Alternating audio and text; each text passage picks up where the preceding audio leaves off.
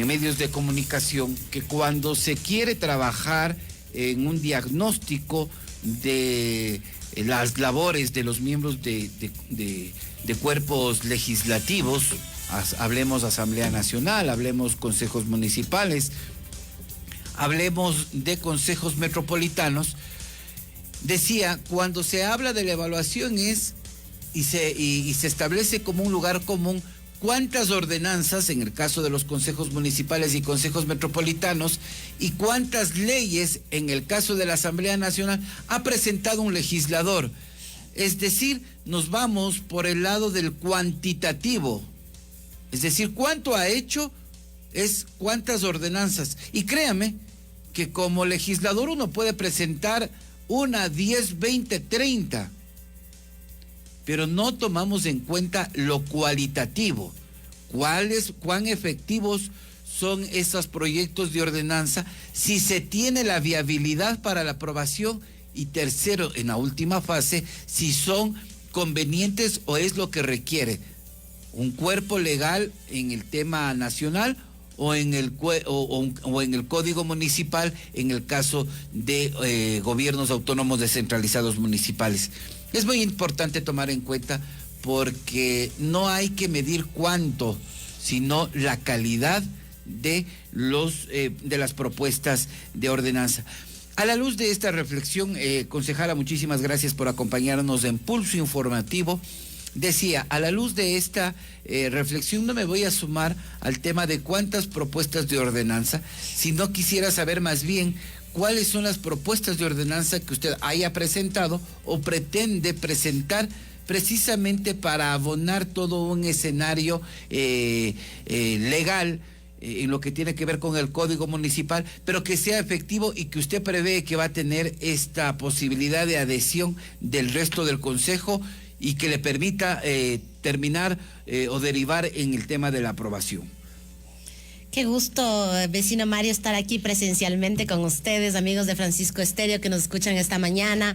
Me alegro mucho de verlo también y a todos los amigos les mando un gran abrazo en este lindo día soleado que estamos ya ahora a puertas de finalizar casi el verano.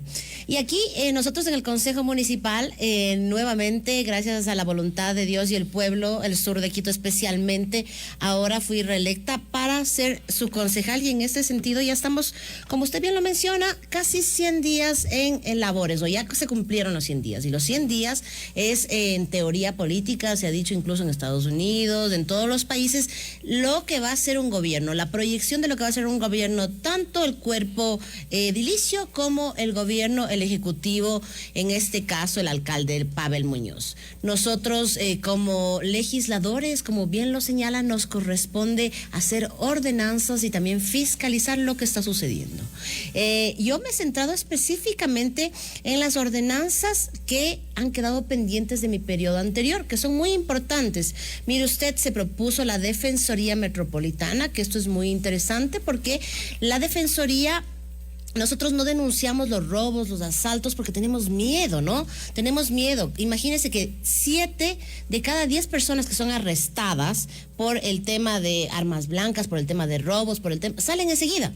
¿Por qué? Porque no denunciamos. Entonces, la Defensoría propone proteger la identidad de la víctima para que podamos denunciar con más facilidad.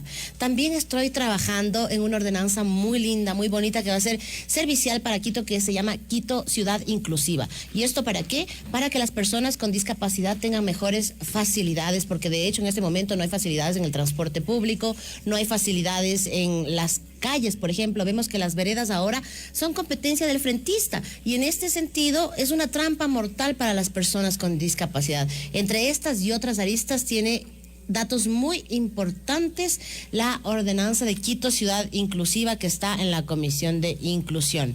Además, tenemos una ordenanza muy, muy importante que se quedó pendiente. Imagínese usted, Mario, que está desde el 2020, cuando antes de la pandemia yo propuse regularizar las motonetas del delivery o repartos a domicilio, que me supieron decir entre ya casi, 3 años y medio, que no tenían el suficiente personal para poder hacer el inventario de las motonetas. En esa época yo la propuse con el objeto de reducir la precarización laboral Sin embargo, ahora está tomando y ya tomó los tintes de seguridad, porque hemos visto que hay muchos robos y asaltos con las motonetas del delivery, de los repartos a domicilio.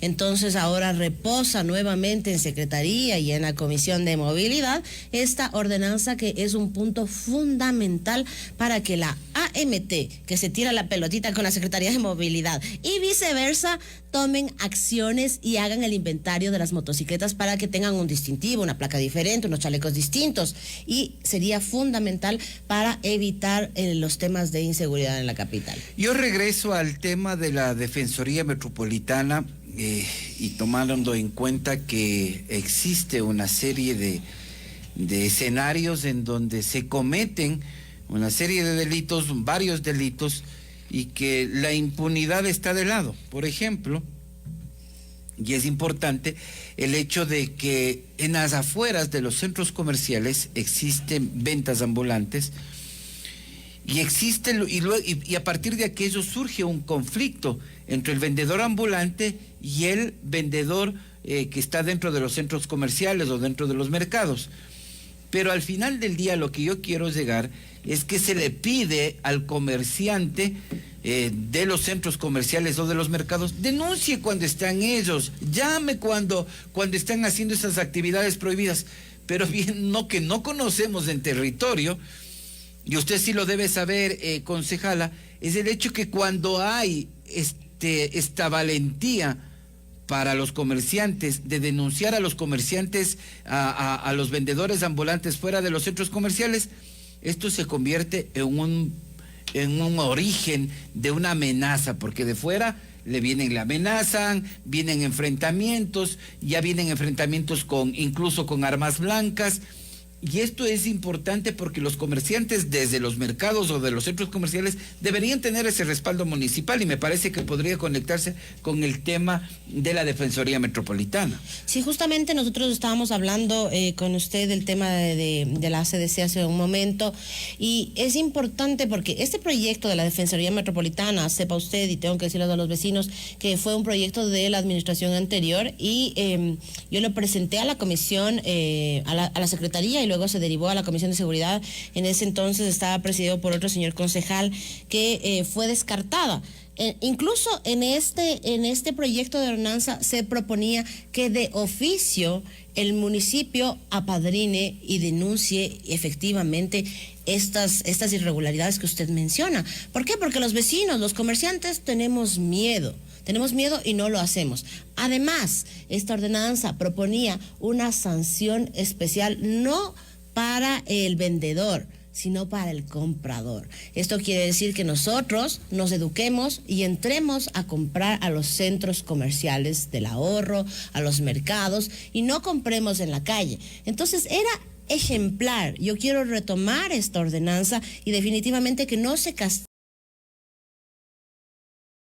al vecino, que no se castigue al comerciante, sino que el municipio sea un ente que trabaje y colabore de la mano con las personas, ¿no? Igual puede ocurrir, por ejemplo, en la utilización del espacio público o en la buena utilización del uso del suelo, por ejemplo. Hay vecinos, llega a un barrio, una persona que quiere ponerse ahí un nightclub, se pone el nightclub, ninguno de los vecinos le puede denunciar porque a raíz de eso existe un entorno bastante complicado y no hay, como usted dice, un ente municipal que apadrine específicamente, donde vaya el vecino y diga, vea, yo soy de aquí, yo vivo en la Villa Flor, acaban de poner un nightclub, no está dentro del uso de suelo, usted no me podría ayudar con el tema de la denuncia. Ese es uno de los ámbitos que podría abordar esta Defensoría Metropolitana.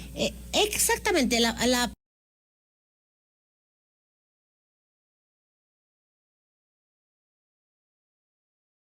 Defensoría es fundamental.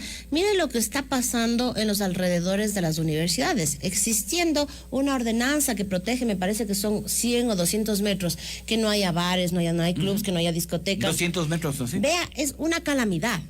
Les he dicho de todas las formas que hagan respetar la ordenanza.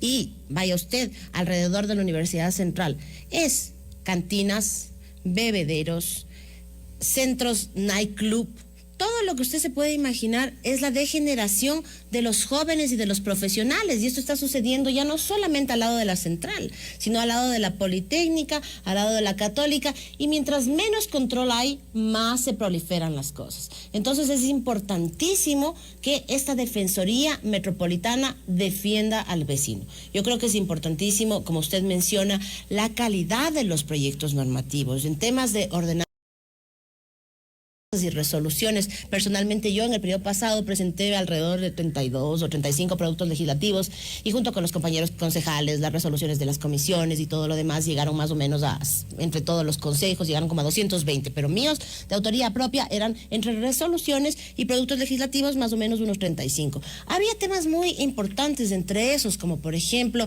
los temas de género, el reparto de toallas sanitarias gratuitas a las escuelas municipales de Bajos Quintiles. Antes de que salga esta ley en asamblea y que sea un boom boom, se la hizo en el municipio de Quito. Igual las cabinas de lactancia, también fue una resolución que yo presenté.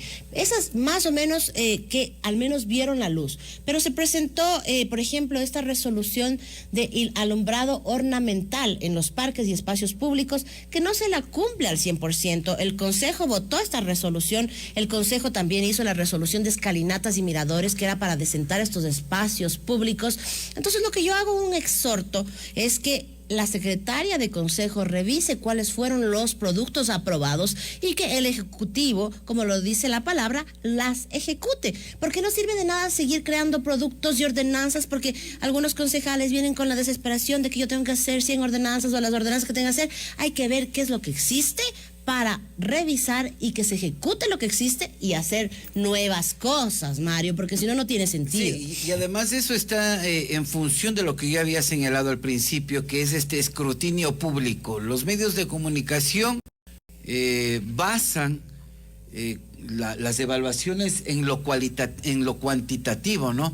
¿Cuántas veces ha faltado el concejal y cuántas ordenanzas? Y eso es un parámetro para medir si fue bueno o fue mal concejal, que a mí me parece absolutamente absurdo. A mí me parece que primero es una subjetividad el hecho de que yo diga, como en el colegio, cuántas asistencias y eso le hace buen estudiante, cuántas asistencias y eso le hace buen concejal, cuántos deberes ha hecho, le hace buen estudiante, cuántas ordenanzas ha hecho y eso le hace buen concejal.